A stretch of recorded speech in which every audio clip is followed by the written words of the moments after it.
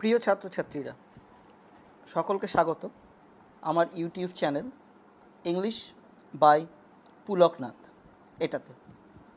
আর আজকে আমি পুলকনাথ, assistant teacher, পূর্ব বারাসাত আদর্শ বিদ্যাপীঠ, তোমাদেরকে শেখাতে চলেছি ইংরাজি গ্রামারের খুব একটা গুরুত্বপূর্ণ অংশ, ট্রান্সফরমেশন অফ সেন্টেন্সেস। তার একটা part affirmative two negative and vice versa, অর্থাৎ নেগেটিভ টু অ্যাফার্মেটিভ। এই ট্রান্সফরমেশন করতে গেলে তোমাদেরকে প্রথমেই যেটা মনে রাখতে হবে, একটা কথা যেটা লিখেছি দেখো, transformation is changing the form of sentence without changing its meaning.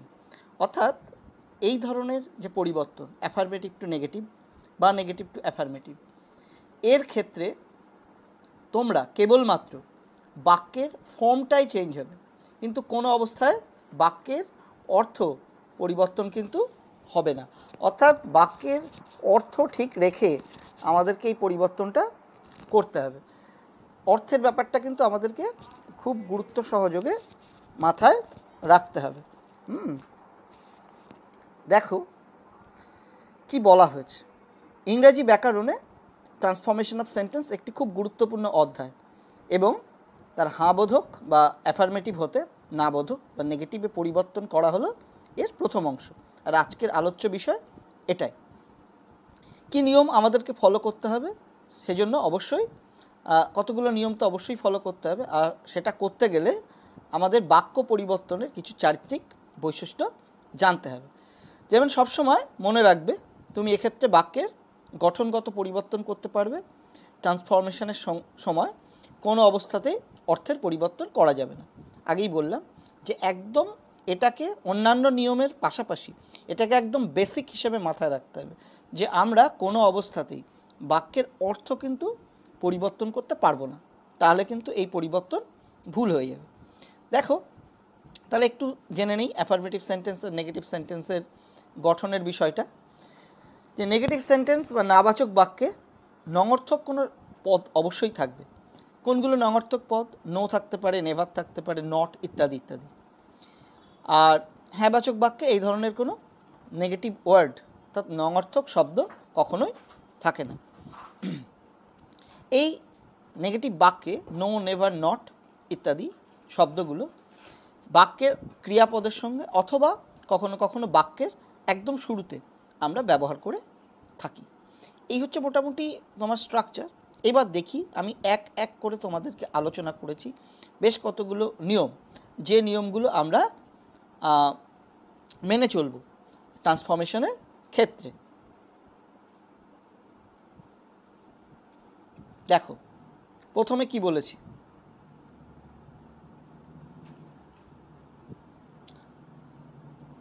rule number 1, sometimes affirmative sentences are changed into negative by using opposite words. Before the word, of course, not is used. অর্থাৎ এটা একদম প্রথম নিয়ম আমরা বলবো, যেখানে বাক্যে যে মূল শব্দটা থাকবে সেটাকে আমরা উল্টে দিই। যেমন রিমেম্বার থাকলে ফরগেট করে দিলাম, এরকম উল্টে দিলাম। আর উল্টে দিলে তো বাক্যের মানে চেঞ্জ হয়ে যাবে, সেই জন্য সেই শব্দটার যেটাকে উল্টে দিচ্ছি তার আগে একটা অবশ্যই আমরা নট কথাটা ব্যবহার করব। সেটাই বলেছি বাংলায়, হ্যাঁবাচক বাক্যে নাবাচক বাক্যে পরিণত করতে হলে মূল শব্দের বিপরীত শব্দ ব্যবহার করতে হয়, অবশ্যই তার পূর্বে নট কথাটি বসে। দেখো এক্সাম্পল দেওয়া হয়েছে। প্রথম এক্সাম্পলটা, আই শ্যাল রিমেম্বার ইউ, আমি তোমাকে মনে রাখবো। আর তার সাথে তার নেগেটিভটা কি করা হয়েছে, তার নেগেটিভ করা হয়েছে দেখো যে I shall not forget you. দেখো আমরা এখানে কি ছিল, রিমেম্বার, এখানে তার উল্টোটা কি করেছি, ফরগেট, আর তার সাথে কি শব্দ বসিয়েছি, নট। একদম এইভাবে করতে হয়। সেকেন্ড এক্সাম্পলটা দেখো, শি ইজ ব্রেভ, এখানে মূল শব্দটা হচ্ছে ব্রেভ, উল্টোটা কি বসিয়েছি, coward, she is not coward, আর কাওয়ার্ডের আগে আমরা কি বসিয়েছি, অবশ্যই একটা নট। তাহলে এইভাবে কিন্তু আমরা রুল নাম্বার 1 এটাই বলছে যে মূল যে শব্দটা থাকবে তাকে আমরা উল্টে দেব আর তার ঠিক আগে একটা নট বসিয়ে দেবো, তাহলেই বাক্যটা কিন্তু আমাদের নেগেটিভ বাক্যে পরিণত হয়ে যাবে। ওকে, সো নেক্সট স্লাইড। দেখো নেক্সট স্লাইডে কি বলছে, বলছে অনলি, অ্যালোন, মেয়ারলি এই ধরনের শব্দ যদি অ্যাফার্মেটিভে থাকে সেগুলো কিসের দ্বারা প্রতিস্থাপিত হয়? প্রতিস্থাপিত হয় নান বাট।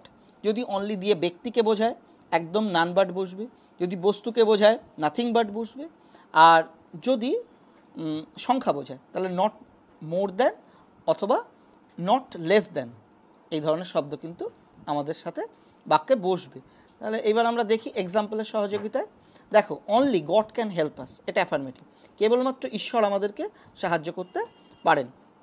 এক্ষেত্রে দেখো তোমাদেরকে রয়েছে যে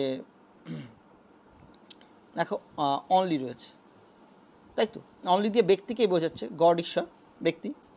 তাহলে যেহেতু অনলি দিয়ে ব্যক্তিকে বোঝাচ্ছে তাই বসেছে দেখো নান বাট। বাক্যের কোনো রকম পরিবর্তনই হয়নি, শুধু অনলির জায়গায় নান বাট বসেছে।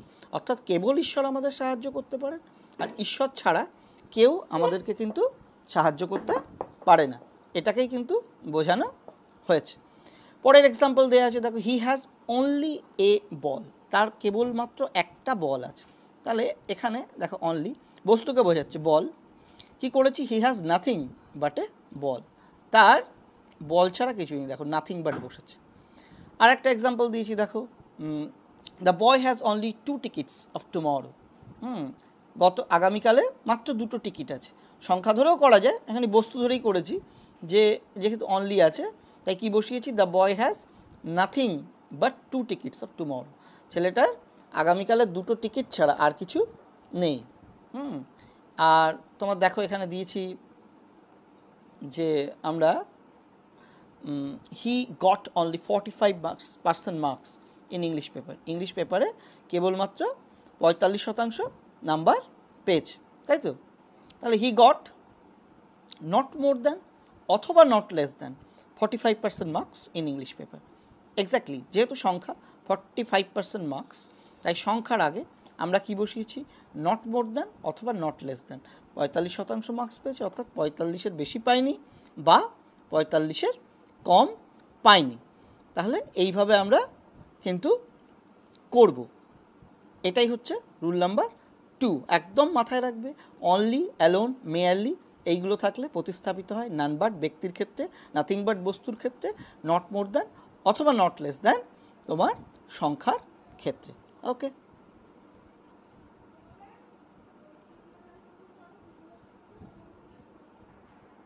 তাহলে এবারে আমাদের রুল নাম্বার 3 কি বলেছি, মাস্ট। মাস্ট প্রতিস্থাপিত হয় ক্যান নট বাট অথবা ক্যান নট হেল্প ও তার পরের ভার্বের সাথে আইএনজি যুক্ত করে।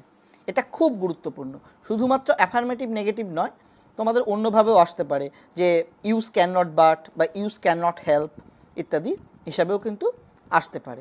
দেখো আমরা কি করেছি এখানটাতে, এক্সাম্পল দিলেই বুঝবে। দেখো বলছে we must ওবে our parents, must আছে, আমরা অবশ্যই আমাদের পিতামাতাকে মেনে চলব। কি করেছি, মাস্ট ইজ রিপ্লেসড বাই কিসের দ্বারা প্রতিস্থাপিত হয়, ক্যান নট বাট। দেখো একদম ক্যান নট বাট বসিয়েছি, we can not but obey our parents, আর কোনো কিন্তু পরিবর্তন হয়নি, স্রেফ মাস্টের জায়গায় আমরা কিন্তু ক্যান নট বাট বসিয়েছি। অথবা যদি আমরা ক্যান নট হেল্প দিয়ে করতাম, তাহলেও দেখো মাস্টের পরে আমরা ক্যান নট হেল্প বসিয়েছি, মাস্টের বদলে উই ক্যান নট হেল্প, এরপরে যে ভার্বটা ছিল ওবে, সেই ওবে এর সাথে একটা আইএনজি বসিয়েছি। অর্থাৎ ক্যান নট হেল্প যদি ইউজ হয় তাহলে আমাদের কিন্তু আইএনজি যুক্ত করতে হয়। তাহলে আমরা কি দেখলাম, যদি অ্যাফার্মেটিভ বাক্যে মাস্ট থাকে তাহলে সেই মাস্ট কিসের দ্বারা রিপ্লেসড হয়, প্রতিস্থাপিত হয়, হয় ক্যান নট বাটের দ্বারা অথবা ক্যান নট হেল্পের দ্বারা। আর ক্যান নট হেল্প বসলেই পরের ভার্বের সাথে আইএনজি বসে। তোমরা আর একভাবে কিন্তু এক্সারসাইজ এটার পাবে। ধরো এই যে এক্সাম্পলটা দিয়েছি, যে we can not but obey our parents, এটা দিয়ে তোমাদেরকে বলতে পারে যে রিপ্লেস ক্যান নট বাটকে রিপ্লেস করো, বা অমিট ক্যান নট বাট, তখন কি করতে হবে, এই যে we can not help obeying our parents, এইভাবে কিন্তু আমাদেরকে করতে হবে। অর্থাৎ যদি এরকম দেয়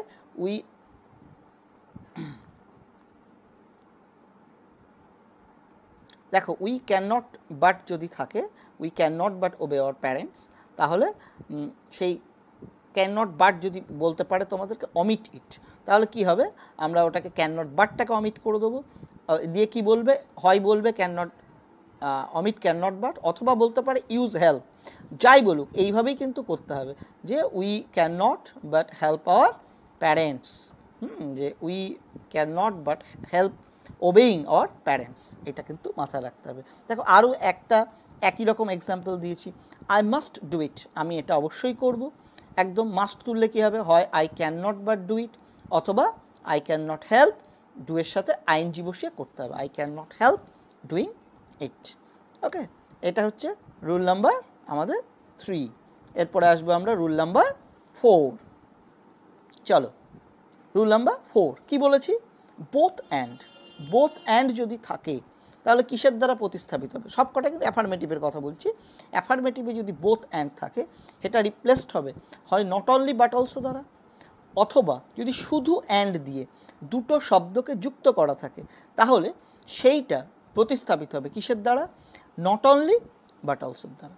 অর্থাৎ বোথ অ্যান্ড দিয়ে জোড়া থাকুক অথবা শুধু অ্যান্ড দিয়ে দুটো শব্দকে জোড়া থাকুক, প্রত্যেকটা ক্ষেত্রেই তাকে যদি আমরা নেগেটিভ বানাতে যাই তাহলে সেই বোথ অ্যান্ড বা অ্যান্ড রিপ্লেসড হয়ে আমাদের নট অনলি বাট অলসো বসবে। চলো আমরা এক্সাম্পল সহযোগে এটাকে দেখার চেষ্টা করি। দেখো বলেছে যে প্রথমেই ছবিটাকে সরিয়ে নিই, প্রথমেই বলছে both Dolon and Dola were present. তো দেখো বোথ আছে অ্যান্ড আছে, দোলন এবং দোলা দুজনেই উপস্থিত ছিল, কি করেছি, not only Dolon but also Dola were present. Okay, অথবা এখানে দিয়েছি he was obedient and gentle. দেখো ওবিডিয়েন্ট অ্যান্ড জেন্টল এই দুটো শব্দকে কী দিয়ে জোড়া আছে, অ্যান্ড দিয়ে জোড়া আছে।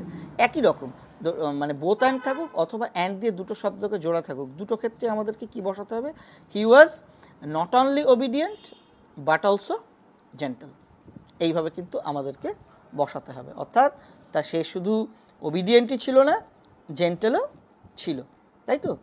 এই হচ্ছে কিন্তু আমাদের রুল নাম্বার 4, অর্থাৎ বোথ অ্যান্ড অথবা অ্যান্ড দিয়ে দুটো শব্দ যুক্ত থাকলে দুটো ক্ষেত্রে কিন্তু আমাদেরকে নট অনলি বাট অলসো বসাতে হবে। ওকে, রুল নাম্বার 5 দেখো কি বলছে রুল নাম্বার 5-এর ক্ষেত্রে।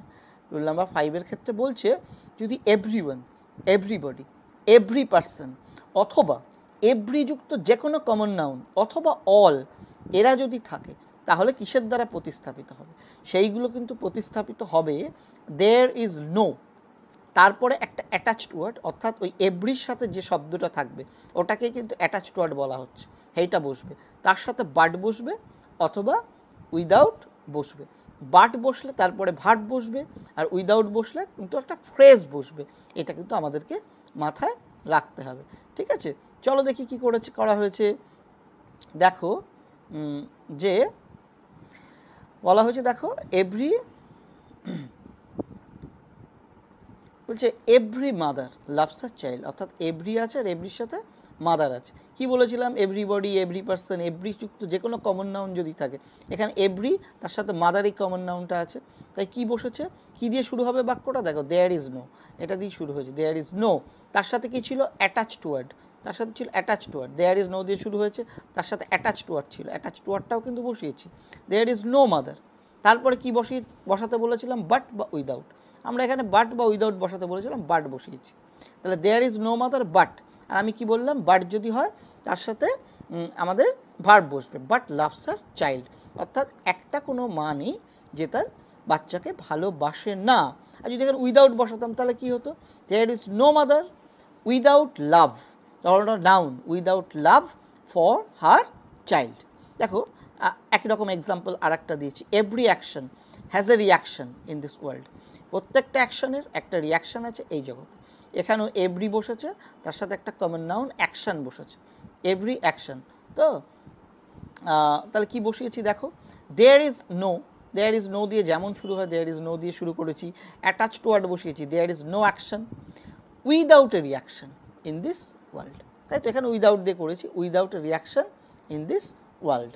আর যদি উইদাউট না বসাতাম তাহলে কি হতো, there is no action but has a reaction in this world. তাহলে এইভাবে কিন্তু আমাদেরকে করতে হবে, অর্থাৎ সিম্পলি আমাদেরকে মাথায় রাখতে হবে এই রুলটা, অর্থাৎ এভরিবডি, এভরিওয়ান, এভরিযুক্ত যে কোনো কমন নাউনের ক্ষেত্রে আমাদের নেগেটিভ করতে গেলে অবশ্যই চোখ বুজিয়ে বাক্যটাকে দেয়ার ইজ নো দিয়ে শুরু করতে হবে, তারপরে এভরির সাথে যুক্ত কমন নাউন অ্যাটাচড ওয়ার্ডটাকে বসাতে হবে, বাট বা উইদাউট বসাতে হবে। বাট বসলে ভার্ব বসবে, উইদাউট বসলে ফ্রেজ বসবে, ভার্ব বসবে না। ওকে, নেক্সট স্লাইড। দেখো এটা ছোট নিয়ম, কি বলা হয়েছে, বলছে অ্যাজ সুন অ্যাজ প্রতিস্থাপিত হয় no sooner, had dot dot dot then দ্বারা। এটা কিন্তু খুব গুরুত্বপূর্ণ। তোমরা অ্যাফার্মেটিভ নেগেটিভ কেন, অন্যান্য ক্ষেত্রেও কিন্তু এটা কাজে লাগবে।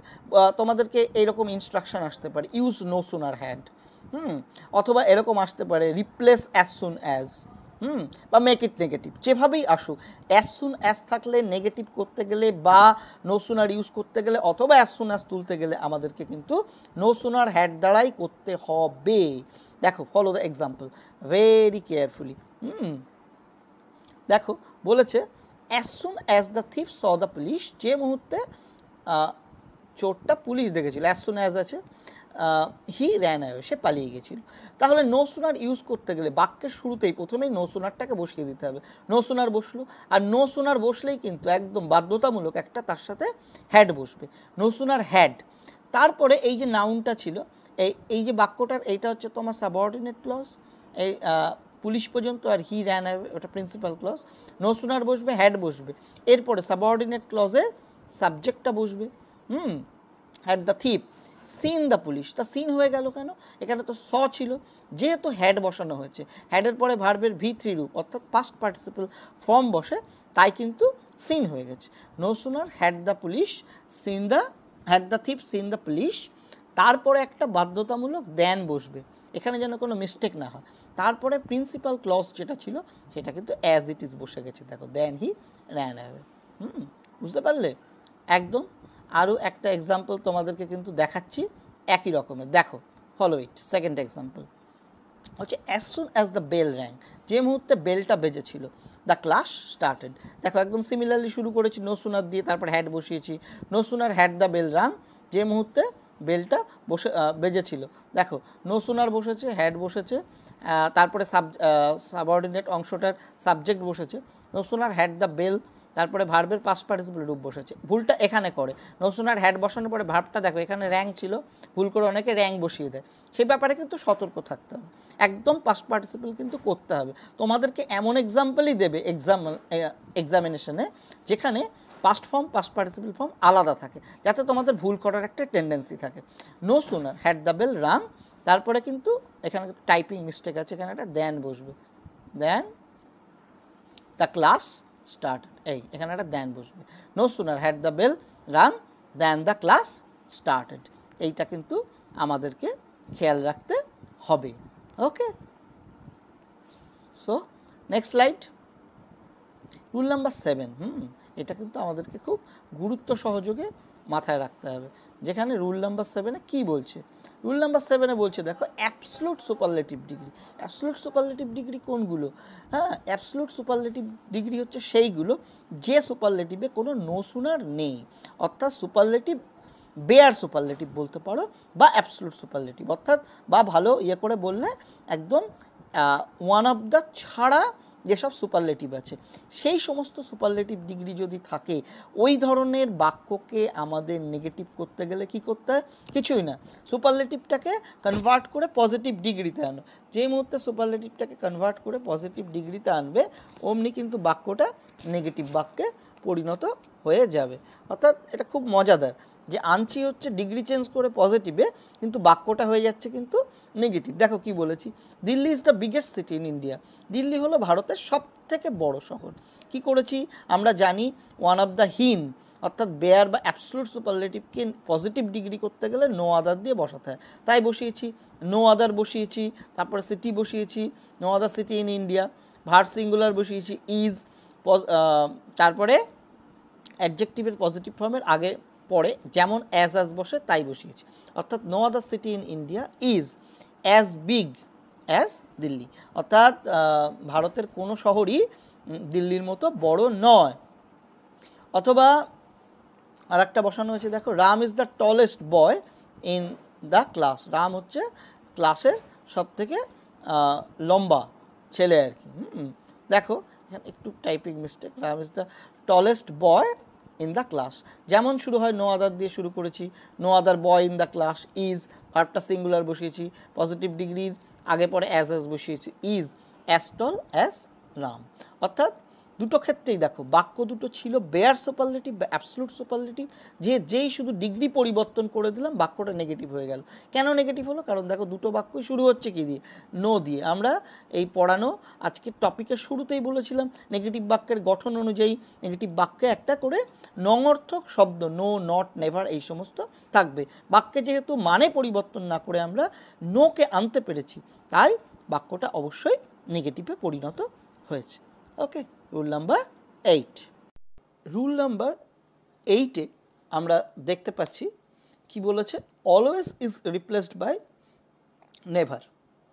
অর্থাৎ অলওয়েজ নেভার দ্বারা প্রতিস্থাপিত হয়, আর তার সাথে কি বসে, opposite of the main word is used. যেটা মূল শব্দ থাকে বাক্যটাতে তার উল্টোটা বসে। এক্সাম্পল দেখলেই বুঝতে পারবে।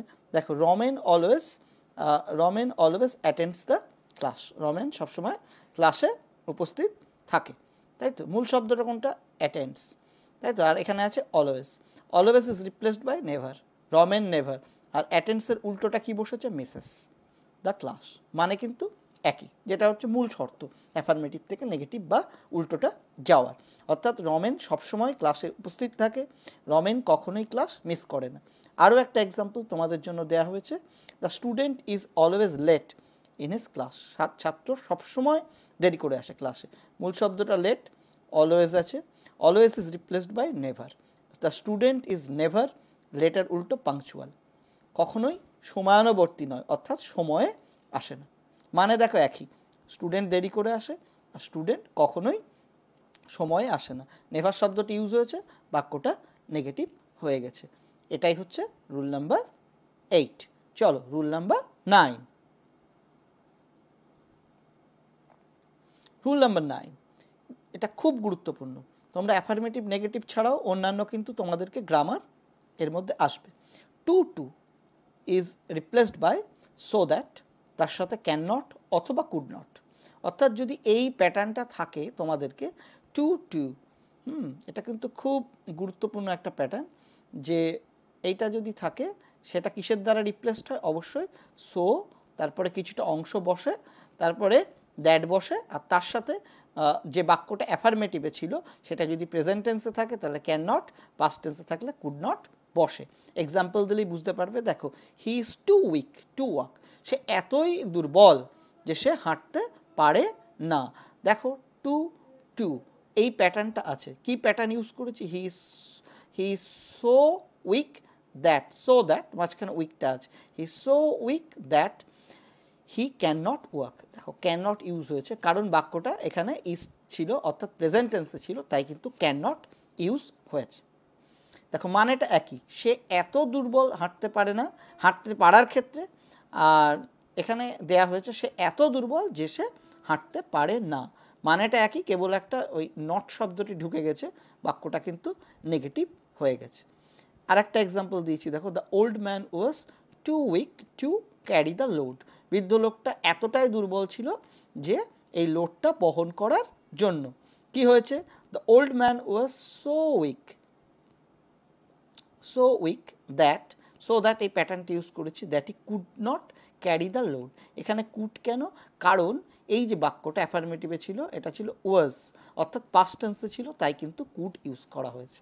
অর্থাৎ একদম সিম্পলি তোমরা মনে রাখবে, টু এই প্যাটার্নটা যদি থাকে, দুটো ইনস্ট্রাকশন তোমাদের আসতে পারে, নেগেটিভ করো অথবা রিপ্লেস টু বা অমিট টু, এটাও বলতে পারে, OMIT, অমিট মানে তুলে দেওয়া, অমিট টু, অথবা বলতে পারে ইউজ সো দ্যাট। যাই বলুক এইভাবে কিন্তু করতে হবে। ওকে, এরপরে আমরা যাব রুল নাম্বার 10।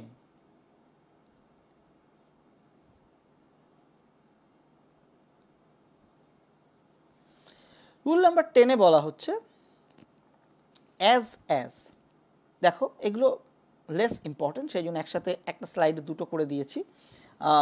অ্যাজ এই স্ট্রাকচারটা যদি থাকে তাহলে সেটা প্রতিস্থাপিত হয় কিসের দ্বারা? নট লেস দ্যান এর দ্বারা। অর্থাৎ দেখো, এক্সাম্পলেই বুঝবে, Simi was as wise as Rimi. Simi ঠিক রিমির মতোই জ্ঞানী, একই রকম জ্ঞানী। বাক্যটা হ্যাঁ বাচক, দেখো না বাচক করেছি। Simi was not less wise than Rimi. Simi রিমির থেকে কম জ্ঞানী নয়। The tiger is as fast as the lion. বাঘটা হচ্ছে লায়নের মতোই এতটা দ্রুত। কী করেছি? The tiger is not less fast than the lion, অর্থাৎ বাঘটা সিংহের থেকে কম দ্রুতগামী নয়। অর্থাৎ অ্যাজ অ্যাজ এই প্যাটার্ন যদি থাকে আমাদের, অ্যাজ অ্যাজ এই প্যাটার্ন থাকলে নট লেস দ্যান এটা ইউজ করতে হবে। এবার রুল নাম্বার 11 কি বলেছি? সামটাইমস প্রতিস্থাপিত হয় নট অলওয়েজ দ্বারা। এক্সাম্পল খেয়াল রাখবে, তাহলে কিন্তু করতে পারবে। রাভেন সামটাইমস ভিজিট মি। রাভেন মাঝে মাঝে আমাকে সাথে সাক্ষাৎ করতে আসে। কি হয়েছে? কি বলেছি? সামটাইমস রিপ্লেসড হয় কি দিয়ে? নট অলওয়েজ দ্বারা।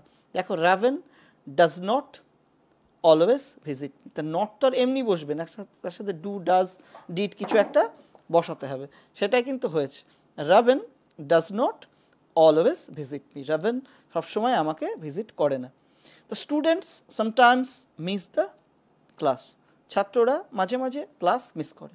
The students do not always miss the class. অর্থাৎ তোমাদেরকে খেয়াল রাখতে হবে, যদি সামটাইমস থাকে তাহলে sometimes is replaced by not always. 10 নম্বরে দেখেছিলাম অ্যাজ ওয়াইজ অ্যাজ যদি থাকে সেটা রিপ্লেসড হচ্ছে নট লেস দ্যান দ্বারা। আর 11তে দেখলাম সামটাইমস যদি থাকে সেটা রিপ্লেসড হচ্ছে নট অলওয়েজ দ্বারা। ওকে, রুল নাম্বার 12। মেনি, এই দুটো গুরুত্বপূর্ণ, একটা করে এক্সাম্পল মনে রাখলেই তোমরা করতে পারবে। মেনি যদি থাকে, মেনি রিপ্লেসড হয় কি দিয়ে? নট এ ফিউ দ্বারা। দেখো কিভাবে রিপ্লেসড হচ্ছে মেনি নট এ ফিউ এর দ্বারা।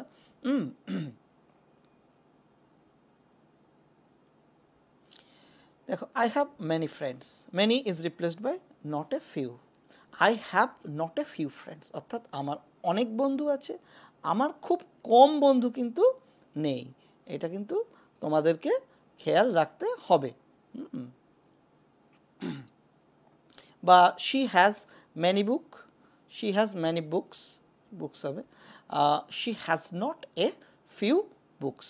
দেখো many is replaced by not a few.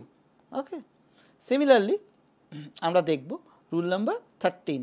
Rule number 13 এর ক্ষেত্রে কি হচ্ছে? Much is replaced by a little.